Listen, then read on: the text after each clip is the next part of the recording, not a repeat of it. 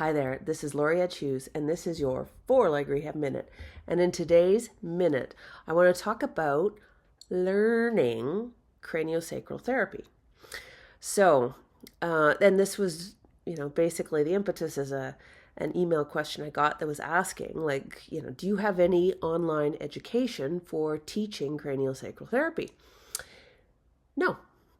And the reason being is that it is very much a touchy-feely, right brain type of a therapy.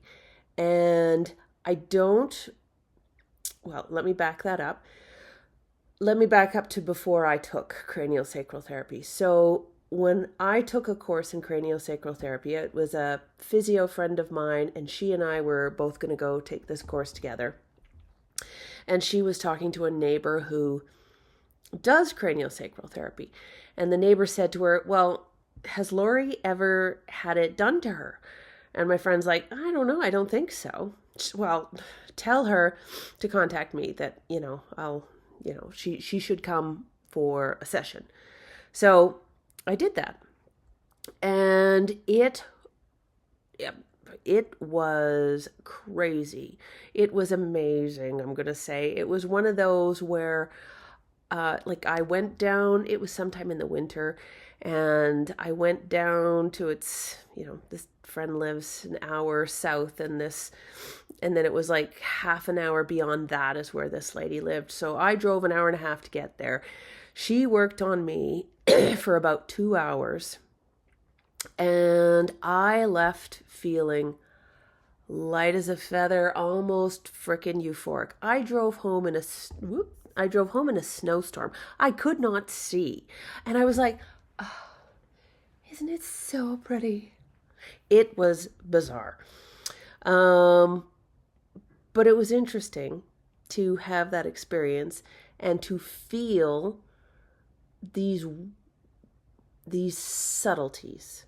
Okay, so now fast forward, I started playing around with it on dogs, because I also came to the thought process is if I'm a really good salesperson, I can likely pitch it that it's like, here's what it does, and this is the mechanism of action. This is what we think is going on. And if I'm really good at sales pitching, placebo effect, I can likely manifest it. So then when I started working, I thought, well, I'll try it on the dogs.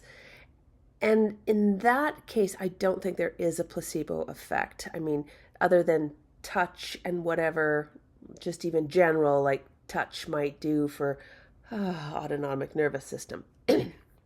But I would see a difference with craniosacral therapy with the animals and their behavior while I was doing it, and the owners would be like, oh my gosh, what are you doing? Craniosacral therapy, I don't even know if it works, but they're like, look at my dog, look at her, she never lies there like this. I'm like, I don't know. Okay, I'm already telling stories 3.5 minutes. So that's kind of what got me thinking, oh, maybe it's more than just placebo, because I was seeing an effect on the dogs. So now let's fast forward. So I have put together, I have a course on craniosacral therapy, like just a little one-dayer. And when I created it, I was like, well, maybe I can turn this into some 4-leg content. And I was like, you know what? I don't think I can, because you have to feel it, and you have to have somebody either do it on you so you can feel, or guide you through what you should be feeling, okay? Because it's, believe it or not, and you can look into the thought processes of craniosacral rhythm. Paired bones do this, and single bones do this, that you should be able to feel that. Thought process is that it, if we look at it scientifically, that it mirrors, the rhythm mirrors the creation of cerebral spinal fluid in the ventricles in your brain. And that's kind of what it works on. And then the same as you can feel your heartbeat through your body, through the blood vessels, you can feel this craniosacral rhythm through the body, through the nervous system. Okay. I can tell you all of that, but unless you feel it.